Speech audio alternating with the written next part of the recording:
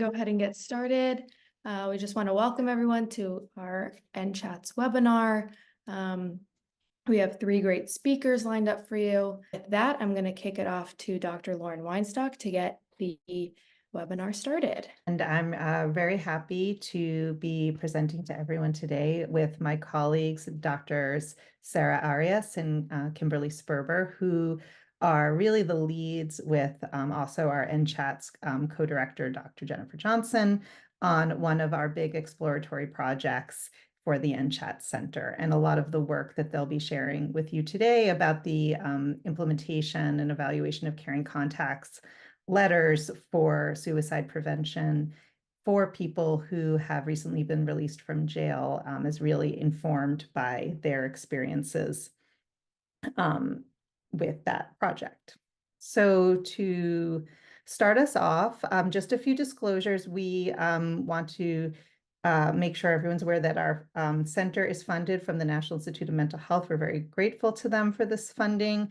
We've also listed other sources of funding that each of us as presenters receive, but no potential or actual conflicts of interest for today. And to present our agenda, I'll be giving a very brief overview of caring contacts for suicide prevention and a brief review, very quick, of the evidence base. So that will really allow us plenty of time to hear more about the Caring Contacts Letter study that is ongoing through NCHATS and the formative work that went into developing the caring contacts and the actual implementation of them with tens of thousands of people, which I'm really impressed by, and also some lessons learned, challenges and considerations from those experiences, and some conclusions and future directions to be followed by questions from you, the audience. So really is, again, a very brief overview, and there are people who have been doing this work for a very long time, and it goes back as far as the 1960s. So caring contacts really developed in San Francisco in that time from with a man named Dr. Motto in San Francisco, as I mentioned. And his thought was, what if we send a caring contact letter, a letter to people after they've been discharged from the hospital, and particularly focusing on people who were not in treatment for the first month after discharge. So you can see here is a sample which was downloaded from this website hosted by the VA. And actually, it's just a sidebar. I'd really recommend people visit that website if you're interested in learning more about caring contacts. Even though it's hosted by the VA, it's not. The materials on there are not really specific to VA only or veterans only. It's a really nice general resource for caring contacts. There's manuals for implementation. There's presentations that go a little deeper into the history and the evidence. But here we have a really nice example of one of these letters from the 60s. And you can see it says, "Dear Mr. Doe, this is just a note to assure you of our continuing interest in how you're getting along. We hope things are going well for you and that they will continue to do so." So very simple, very brief, but the idea was that it might be helpful for people to receive some follow-up contact from the hospital in the time after they had been discharged. And what was interesting in this study too is that the letters were sent on multiple occasions for a number of years. And what you can see here, which was published in 2001, so a number of years later, is that even after many years, that people who received the contact letters here with the black square had a lower rate of cumulative suicides over time. So there's some evidence that a simple letter, such as the one sent by Dr. Motto and his colleagues, could in fact have an appreciable impact on suicide outcomes for people who were leaving the hospital. So this really generated a lot of interest. And so additional studies have been done in the decades since then. There's the original work from Dr. Motto, but there's actually a really nice study done in Australia. And it has kind of a catchy name. It was called the Postcards from the Edge study. So it'd be easy for you to search for it online. Where they had focused on individuals who had come to the hospital after a self-poisoning And again, instituted these postcards similar to the letters from the original study, just with expressions of concern sent over a period of time in a repeated fashion, and found that in this case, with over 700 participants or people who had received the postcards, they saw a reduction in the number of rehospitalizations for self-poisoning, a reduction in bed days. They also, although there was not a difference between the number of people who reattempted suicide, there was a reduction in the number of suicide attempts over the follow-up period as well. This work's also been done in Iran, where inpatients admitted for intentional self-poisoning received these postcards over a year-long period, and they found reduction in suicide ideation and suicide attempts. And more recently, much more recently, Kate Comtois and her colleagues, who really are kind of at the cutting edge of caring contacts work at the University of Washington, conducted a study where they converted the caring contacts to caring text messages sent over a year repeatedly after enrolling active duty soldiers and Marines with suicide ideation. These were both inpatients and outpatients, and also saw a corresponding reduction in suicide ideation and suicide attempts. So again, a growing evidence base suggesting that these simple expressions of caring and concern that are sent repeatedly over a period of time can have an appreciable impact on suicide outcomes for people at risk. So what have we learned from all of this work? And again, this is a very quick capsule summary of a lot of effort that has been put in over the last several decades. But one of the most important things is to know, well, what makes a caring contact? How is a caring contact different from any other kind of contact? And so there are a few key principles that are recommended and that are considered critical for a caring contact to be implemented in the way that it has been evaluated in the research. So it should be periodic outreach and this is really critical, non-demanding expressions of care. So we're not asking anything of anyone. We're not asking them to do anything. We're simply expressing the care, support, availability, and interest in that person. And the expectation is that the contact is initiated by the provider, not the patient, which is really important because oftentimes in our models of care, we as the provider sit back and wait for the patients to come to us, and this kind of turns it on its head, and instead the providers are the ones reaching out to the patient. The messages should be sent over some long-term period. So as far as I know, there's been no effort to evaluate caring contacts when they're sent in a singular or even in a dual manner. You'll see in that previous slide from the VA that they're typically sent 8 times over 12 months at a minimum. And that the continued contact as the time progresses is not contingent upon any response from the patient. So whether or not you ever hear from the patient, the caring contact would continue to be sent. So they're receiving it, and there may be some benefit to receiving it, even if you never hear from them, to know how they're receiving it. So again, from this great resource that's put together by the VA, we have some sample caring contacts for those of you who might be interested in implementing this in your work. We have an example here from the VA, and you can see here it's signed by the nurse and the emergency department team. So these are work was done for patients who had come to the ED with suicide risk. Here's our example from Australia and the postcards from the EDGE study, and it's again signed by the doctors who worked in that service. And then really, again, probably something that people are more interested in these days is also how to do it with text messaging using current technologies. And there's a nice example here from, again, Dr. Kate Comtois' work, where you can see an example where someone said, "Hope you're having a good day today." And the person said, "It's going okay." And then they got a nice little reinforcement for that there. But here's an example where the person responded and said, "I'm extremely stressed today, unfortunately." And so they can tailor the response. So, whether the person's saying they're doing okay or whether they're struggling, they're able to provide, in this case, some expressions of concern that, that things are so stressful, and also just providing a list of resources to remind the patient that those are available to them. So with that, I'll pass it off to Dr. Arias, who will talk about the NCHATS Caring Contacts project.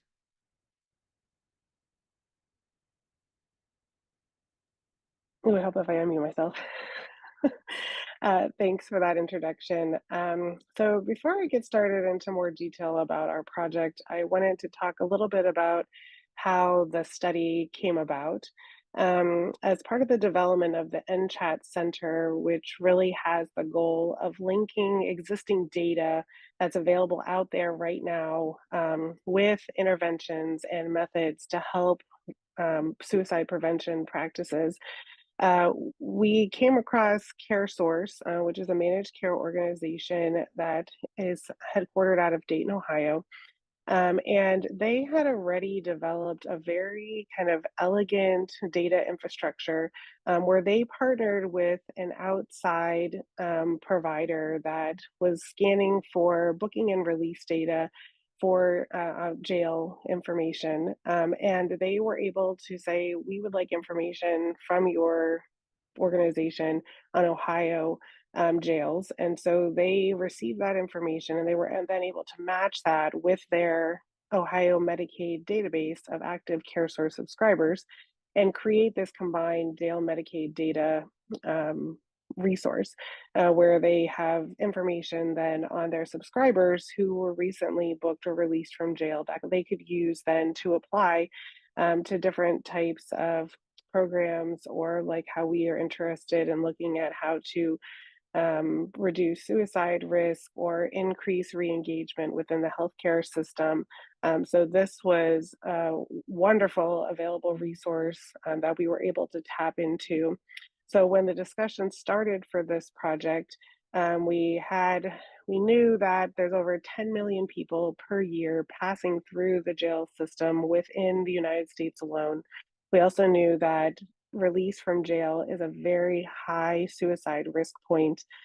And we knew that people often get lost in the healthcare system. Their providers often don't know that they've been in jail or that they've been recently released from jail, and there's not outreach or there's no way of those providers being informed that a person has recently spent time in jail.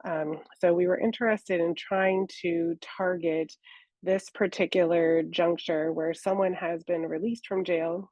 They might be at risk of not continuing with their healthcare. They may also be at risk for suicide. And when we went to CareSource, they were able to provide us with preliminary numbers based on their jail Medicaid data, where they had approximately 43,000 Ohio Medicaid subscribers for CareSource who passed through jail based on their database.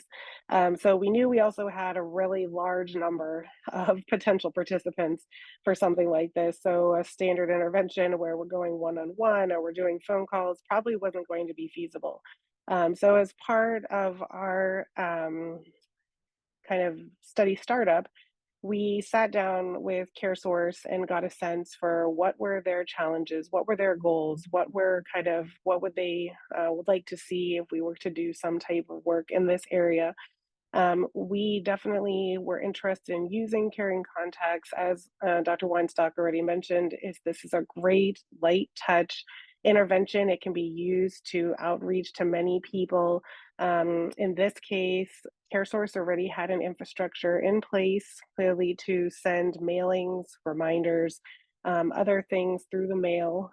So this was a preferred method for us to use for this particular study because of the number of people we're trying to reach and already the existing infrastructure of the organization that we were working with, CareSource in this case. Next slide, Lauren. So our study involves, just as kind of an overview of what we tried to do, is it's currently still ongoing. But so we had the 43,000 number from CareSource of individuals who were both active CareSource Medicaid subscribers and who had spent time in jail. So what we decided to do was randomize those approximately 43,000 individuals to either care as usual, where they would just follow their normal, come out of jail, do whatever would normally happen from their providers, no intervention at that point, to being randomized to the condition where they would receive a caring contact letter once a month for 6 months. The content of the letter we decided would not contain any information about us, knowing that they had spent time in jail, nothing along those lines. All it would be, similar to what was being provided in the examples, is just this non-demanding, so we weren't asking them to do anything. And the messages were just caring, we're here, someone's here for you, just to kind of give a sense that they weren't alone and that resources were available. Once the letters end at the very end of the study, which is anticipated to complete by next summer, we will then look at claims data that will come from CareSource to evaluate primarily the rate of medically treated suicide attempts, if this changes over the course of the intervention, in addition to other outcomes like all-cause injury and poisoning, linkage to outpatient behavioral health services, use of the CareSource 24, their nurse line, and inpatient emergency department visits and return to jail detention. Next slide. So similar to how we spoke with CareSource, we also wanted to get a sense in developing the caring contact messages, in particular because a lot of the work that has previously been done and that Dr. Weinstock reviewed, most of the caring contacts are developed with a particular provider or organization that the person has engaged with. So they've been to the emergency department, they receive a text or a postcard from the nurse, they've been to the doctor, or they receive a letter or a reminder from their provider. In this case, we were interested in trying to somehow get an intervention out to 43,000 or 22,000 CareSource subscribers, the people who would be randomized to that condition. And that was a much larger number, and not every person had recent contact with the healthcare system. We didn't have that level of information. So we tried to get a sense of how we would develop a message that still sounded personal, still sounded caring, still sounded friendly, but was going to be coming from an organization like a health insurer, managed care organization. So what we started with were focus groups, and we did 2 separate focus groups. One was with behavioral health providers who worked with individuals who were passing through the criminal legal system, and also subscribers, CareSource subscribers who had spent at least one night in jail. So we really wanted to get a sense for people who would be impacted or who worked within this group or organization. So for recruitment, we asked providers to put flyers up within their offices. During office visits, the information was brought up. For the providers themselves, we used email, we used LinkedIn, other forms of communications to ask people to participate in our focus group. And the sessions we did virtual, they were all virtual using Zoom. They lasted for about 90 minutes, and we did record them, but only for internal purposes so that we could take notes and go back and confirm things that were noted during the sessions. On the screen, you'll see an example of a flyer. This one was for the subscribers, just to give a sense of the information that was provided to the individuals to come and join us for the focus groups. Okay, next slide. During the focus groups themselves, just to give a sense of kind of what we wanted to get, the information we wanted to get from the groups, we talked a little bit about the study, provided background, gave an idea of what our goals were in using this type of intervention, and then we asked both groups individually what were their reactions to using a caring contact type letter.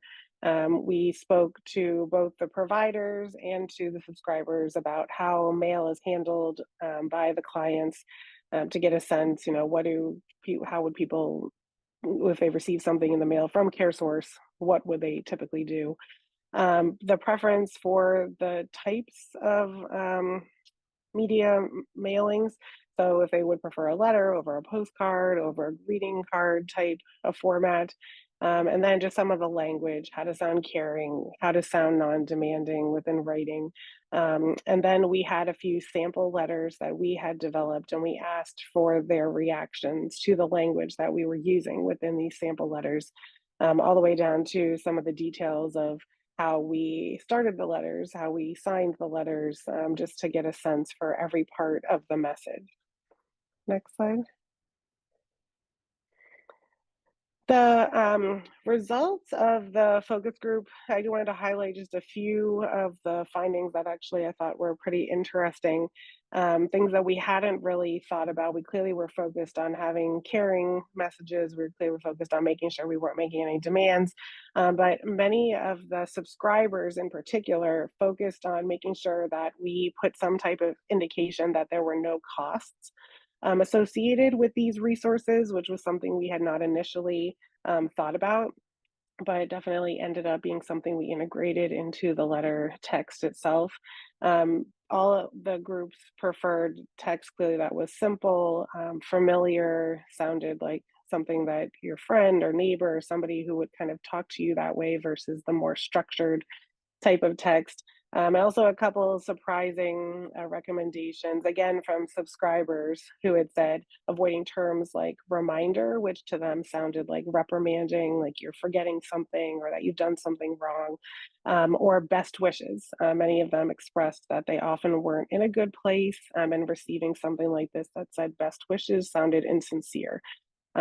So these were just some really great feedback that we received and really emphasized the value of doing some of this initial work with talking to people who were going to be receiving or who would typically receive these types of letters.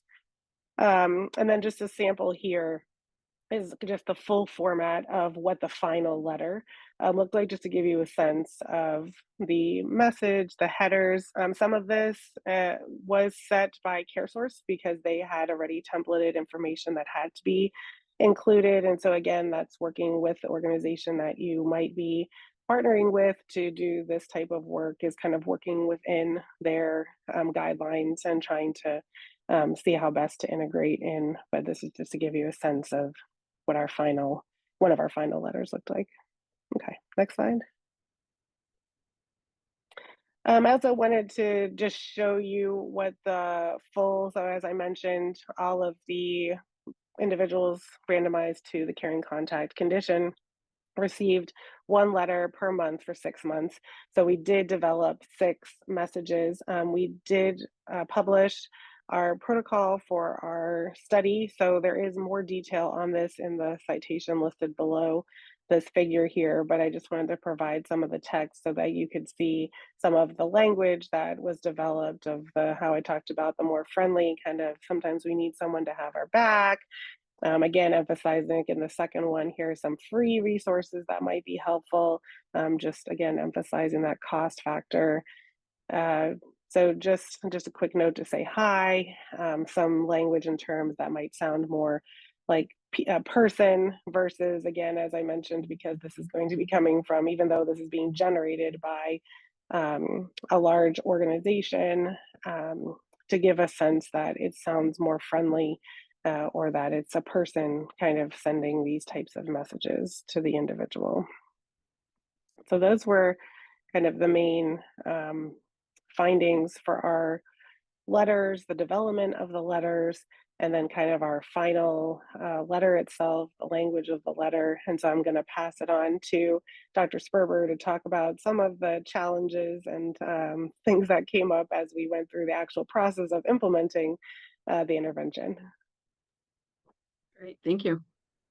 So what I'll talk about, as Dr. Arias alluded to, is what it takes to do this within our environment as a managed care organization. So some of our challenges and kind of infrastructural needs will likely look very different if you're coming out of a more traditional healthcare environment or a community-based behavioral health provider, for example. But I think it is still some pretty good lessons learned. And so, as mentioned through those focus groups, one of the first things that we were told was that our members would likely prefer letters over postcards, which was an interesting finding for us because we had actually were planning to go a different route with that prior to that feedback. And so what we had heard from them was that, particularly from a health plan, they were more likely to open something that looked official from their health plan. So we did go with a letter over a postcard format. What I don't have on the slide, but I do think was also something that was interesting for us, again, as a managed care organization, was trying to get that message pared down. So to Dr. Weinstock's points around kind of the shortness of the message, the brevity, no demands, not asking asking people to do things was a little bit of a challenge based on the way we would normally provide information about resources, because there are a lot of resources available through CareSource. And there's also resources that are specifically tailored to our members who might be interfacing with the criminal legal system. So trying to pare that down to sort of a single resource where we weren't demanding people or making it seem like we were demanding people to follow up and do those things. It took us a minute to kind of figure out and agree on what that would be. And that's where we put our CareSource 24 nurse line in, so that folks would have a 24-hour, as was mentioned, emphasized free resource that they could reach out to. Because we are a managed care organization, we obviously then have to have any of our communications that go out to our members approved by our state Medicaid entity, which in this case was Ohio. So in terms of, or in addition to the internal regulatory approvals that we had to go through, we also had to get these approved by Ohio Medicaid, and that was for all 6 letters, right? So we do have 6 separate letters that those all had to be approved prior to launch. Once that happened, then it was really just the creation of the internal infrastructure, which really required a decent amount of cross-departmental cooperation, collaboration, resource sharing to get that done. And so we're talking about, for example, from start to finish, as was already mentioned, we had to have a process that takes that data that we have matched, that jail data that we have matched to our member data, to then put that in a process to identify who is going to receive letters, particularly at this point in time, because within the context of a study as well, so that we understand who those folks are. We had to work with our privacy and legal folks to understand that, make sure that the way we were doing everything was in compliance, and as well as with our print vendor and marketing staff for that matter as well. So the way the letters look, the way they're packaged, and then the process for identifying those addresses and getting them to the print vendor. We also had to identify, for example, when we lacked addresses, so that letters weren't going out for individuals that didn't have an address on file. And there's routine procedures for making sure that people are still our members. So that's also another kind of compliance issue. So all of those require different parts of CareSource to come together to create that infrastructure and those processes so that we can get that out. So the way we do it internally is we do that match on a weekly basis. We form that report that then goes to the print vendor.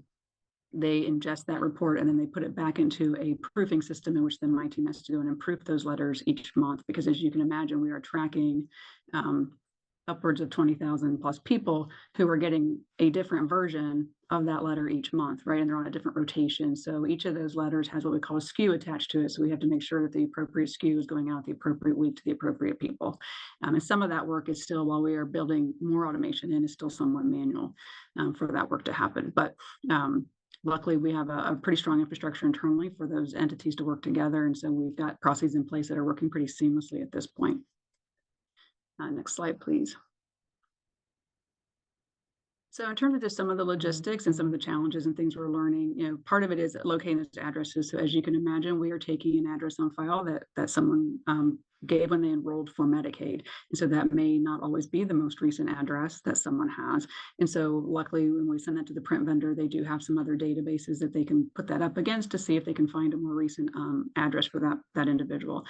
We do get a certain number of these that come back as returned mail, however. And so our internal process at this point is that once we get returned mail for the same individual 2 consecutive times, we do stop the carrying contact letters at that point, because we have a pretty good sense that, one, that person is not receiving the letter most likely, and because we don't want to continually send mail to the wrong people who are have to deal with that every time, for 6 times in a row. So that's also not friendly for us to do to folks. So we do have, that's sort of the protocol we've put in place right now, is after 2 consecutive returns, we do stop the mailings, unless and until we would get some sort of information about a new address, at which point we would then potentially turn those mailings back on. We are finding a good number of our members who are involved with the criminal legal system are using public offices for their addresses. So we are seeing pretty clear patterns with that in the data already. So we do have a number of folks who use our state parole authority office in Columbus, Ohio, and they use that address. And so we do have a number that go there. And we are also seeing pretty decent use of our county Jobs and Family Services offices for addresses. And then we were also noticing here and there some residential treatment centers as well. So we do still send the letters at this point to those offices on the off chance that they do still have a caseworker that they might be working with, or some other staff who still has connection with them that they could pass that letter on. So we do still send those, but we do have a sense that those are probably not arriving to the majority of folks under those circumstances. And then lastly, as I mentioned before, we do have to continually have a process in place to figure out who has become disenrolled over time, because it is a compliance issue for us to send out mailings from people who are no longer our members. And so as a managed care organization, we have to make sure that we are in compliance with that as well. Next slide. So in terms of moving forward, and things that we were looking forward to considering are other things like, looking at the population of interest, and I would say also the setting in which those letters are coming from, right? So as I mentioned before, the way a managed care organization would implement this would look potentially with their members might look very different than someone might do in a primary care setting with patients, or someone might do in a mental health treatment program with their clients. And so understanding your population of interest and what terms and messages would work best for them is really critical. And I was really happy to see that was part of the plan early on, that we were going to do those focus groups to get that direct feedback from the individuals who would be on the receiving end, because again, sometimes the things that we think are going to work is not the feedback that we get. And so it's very helpful to have that before we launch. As I mentioned, working with the existing resources and infrastructure is really important. So again, what we've done as a managed care organization, where we're trying to take this what we would consider kind of a low resource, low touch intervention to scale with what could be, if we were doing this outside the study context, more than 40,000 people, is going to again look very different and require different resources, also because of our regulatory issues, than what you might see in a different setting. And so trying to figure out how that works in your setting with your resources would be the things that need to be considered, both from your end and I think as from our end, in terms of looking at future replication and scalability as well. In terms of sustainability, I know what we are taking a hard look at, as I mentioned, is the automation piece and the cost and the simplicity of how you do these initiatives. So for us, some of this work, while we've built a pretty strong infrastructure and it's pretty seamless, there are still parts of it that are still fairly manual. And so, for example, just doing the data match internally between the systems is still somewhat heavily manual. We are working to automate that, and we're hoping to have that piece go live later this calendar year to make that easier as well. And so once the more we can automate, the more we bring those costs down, the simpler we make it, the more people we potentially can touch with these efforts. So that is something that I think we're trying to learn both for ourselves and through the study, so that we can figure out how that might help others in the future if they would like to replicate these same types of efforts. And then just looking at the feasibility of scale and different kinds of costs for carrying contact letters moving forward as an intervention. What we haven't talked about here is we do have another part of this study where we are working with some local providers, and there is growing interest even in that part about the use of carrying contact letters within their environment. So hoping to learn more from them as well, if any of them launch this as an intervention.